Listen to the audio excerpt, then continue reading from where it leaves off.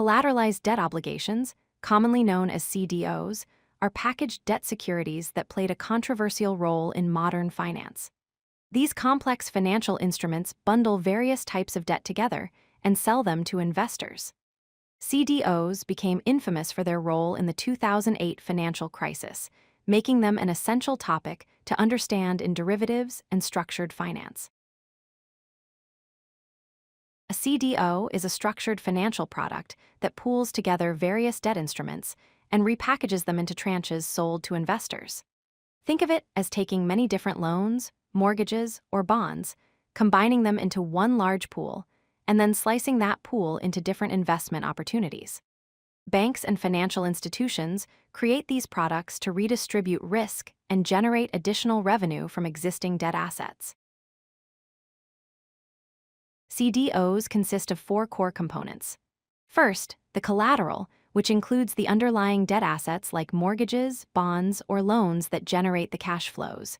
Second, tranches, which are different slices with varying risk and return profiles. Third, cash flows, which are the payments distributed to investors based on a priority structure. And fourth, the SPV, or special purpose vehicle, which is a separate legal entity that holds the assets and isolates them from the originating bank's balance sheet. CDOs are divided into three main tranches based on risk levels. The senior tranche sits at the top with the lowest risk and receives payments first. It typically holds a AAA rating, the highest credit quality. The mezzanine tranche occupies the middle position with moderate risk and gets paid second. It usually carries a BBB rating. Finally, the equity tranche, also called the first loss piece, has the highest risk and gets paid last. This tranche is often unrated and can suffer total losses if the underlying assets default. The CDO creation process follows three main steps. First, banks gather various debt instruments into a large pool. These could be mortgages, corporate bonds, or other types of loans. Second, they create tranches by slicing this pool into different risk layers, each with its own characteristics and payment priority. Third, these tranches are sold to investors who have different risk appetites and return expectations. Institutional investors, pension funds, and hedge funds often purchase these securities based on their investment strategies. CDOs carry several significant risks. Credit risk exists because the underlying borrowers may default on their obligations, causing losses to cascade through the tranches. Complexity risk arises from the difficulty in assessing the true value and quality of the underlying assets, especially when CDOs contain other CDOs.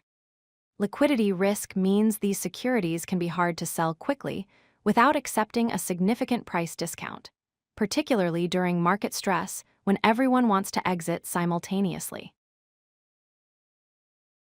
There are four main types of CDOs. Cash flow CDOs are backed by actual debt instruments that generate real cash flows from borrowers making their payments. Synthetic CDOs use credit derivatives like credit default swaps instead of owning physical assets. Arbitrage CDOs aim to profit from the spread between what the underlying assets yield and what it costs to fund the CDO structure.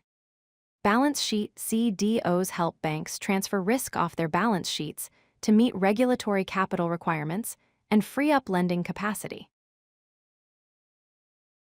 CDOs played a central role in the 2008 financial crisis.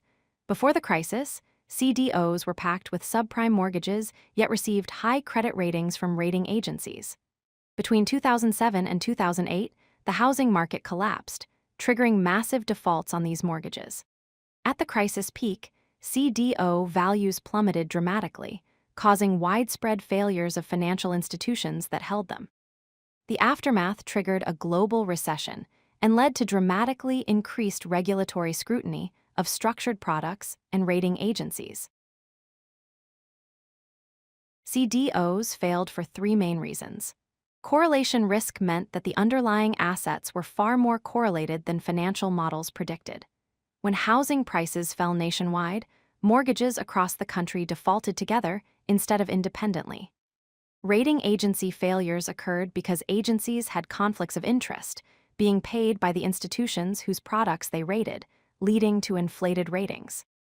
Moral hazard developed because loan originators had no skin in the game after selling loans into CDOs, incentivizing them to make risky loans without concern for long-term performance.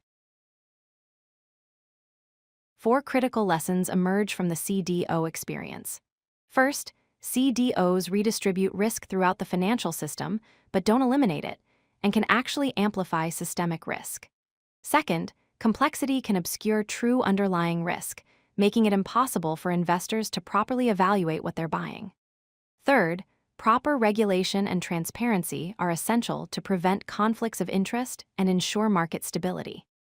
Fourth, understanding correlation between assets is critical because diversification breaks down when assets move together during crises. These lessons remain relevant for evaluating any complex financial product today.